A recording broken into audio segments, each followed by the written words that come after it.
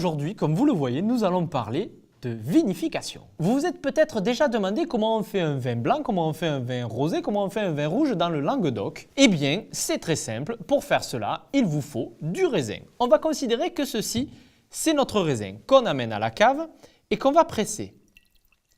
Du raisin blanc, évidemment, va donner un jus blanc que vous allez laisser fermenter dans une cuve et obtenir un très joli vin du Languedoc.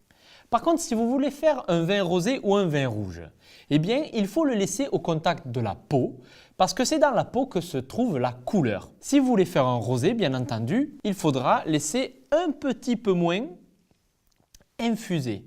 Donc la peau va s'infuser avec le jus. En langage vinification, on parle de macération. Donc, c'est ce qu'on appelle un rosé de saignée. Ça va donner une couleur légère. Vous pouvez aussi obtenir ce genre de rosé par pressurage. Vous allez presser et ensuite, comme un vin blanc, vous allez le laisser fermenter dans une cuve. Si vous voulez produire un vin rouge, il va falloir laisser les peaux au contact du jus beaucoup plus longtemps.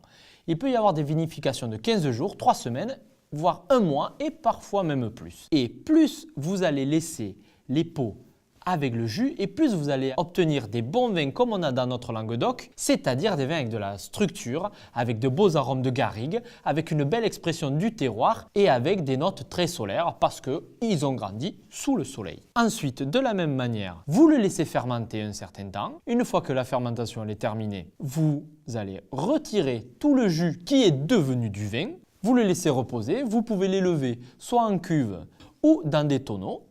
Et ensuite, vous le dégustez.